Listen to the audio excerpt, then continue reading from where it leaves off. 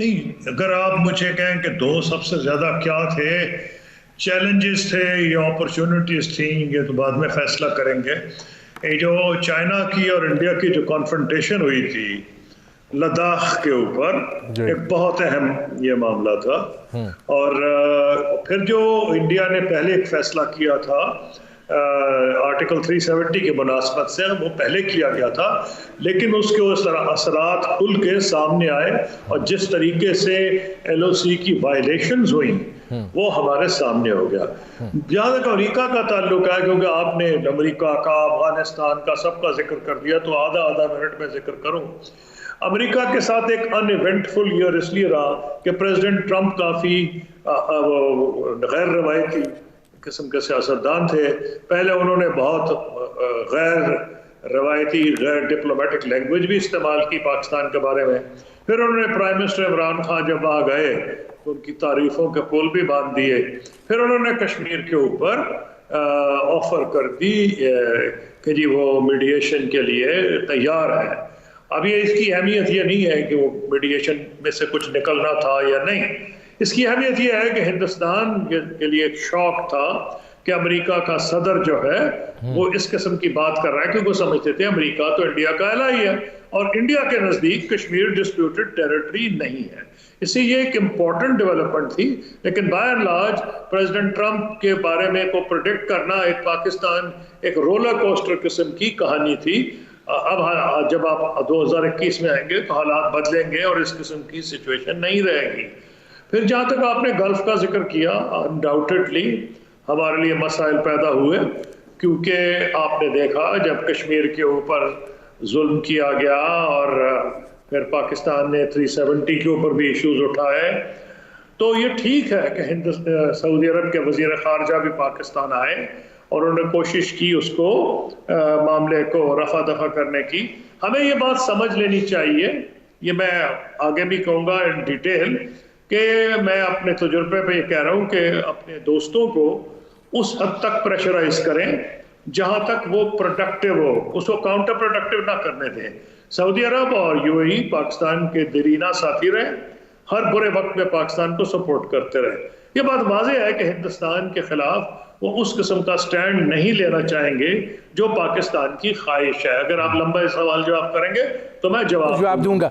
دیکھیے، بات یہ آپ نے جو سوال کیا اس میں ایک قسم کا جواب دیا، تو میں وہ کہنے لگا تھا کہ جو جنرل صاحب کہہ رہے تھے بائی اینڈ لارج میں اس سے اگری کرتا ہوں کہ قوموں کی غیرت اور جو ان کی حمیت ہے وہ بالکل پرائرٹی ہے. لیکن کچھ حقیقت بھی ہے، جو لوگ برابری کی بنیاد پر بات کرتے ہیں جو ہمیں کرنی چاہیے، اور میں ان خوش قسمت وزرائے خارجہ میں تھا کہ جب میں وزیر خارجہ تھا پاکستان کی اکانومی بہت اچھی جا رہی تھی اور ہمارا جی ڈی پی ایک گروتھ ایک سال میں آپ حیران ہوں گے، اب تو وہ عجیب و غریب چیز لگتی ہے، 8.6% تھا، جو چائنا کے بعد جو 9.2 سال گروتھ ہوا تھا، نمبر 2 تھا دنیا میں. آئی ایم ایف کے پروگرام سے ہم نکل گئے تھے، ہم ہاتھ لوگوں کے سامنے نہیں پھیلاتے تھے.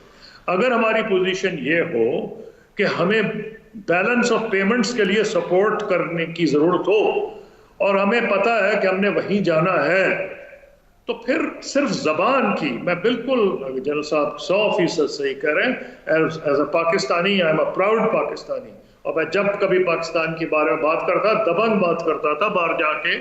یہ کیونکہ ہمارا ایک انٹرنل ڈائلاگ ہے، اس سے مقصد ہے کہ لوگوں کو تک اپنی بات پہنچانا.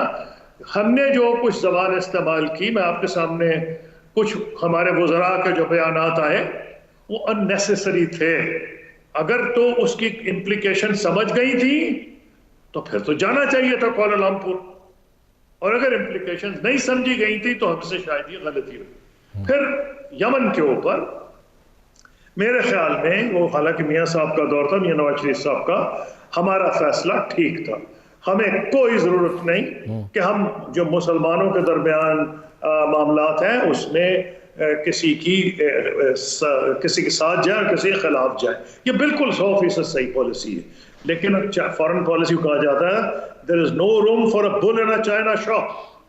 بڑا سینسٹیو ہے foreign policy is all a matter of nuance, یہ سب نوانس کی ہے.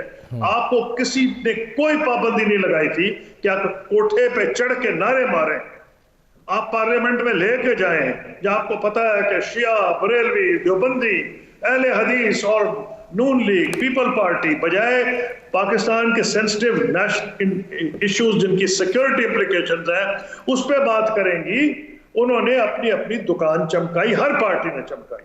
تو میرا کہنا یہ ہے کہ اٹ واز مس ہینڈلڈ. فیصلہ ٹھیک تھا، ہمیں یمن میں نئی فوج بھیجنی چاہیے تھی، لیکن اگر میں وزیر خارجہ ہوتا اور مجھ سے کو پوچھا جاتا اور میں اپنی رائے دیا کرتا تھا، تو جب میں وزیر خارجہ تھا ہر وقت میں ایگری نہیں کرتا تھا جب مجھے کہا جاتا تھا، تو میں یہ کہتا کہ آپ بالکل فوج نہ بھیجیں، لیکن کوئی نعرے مارنے کی آپ کو ضرورت نہیں، ہم نیوٹرل ہیں.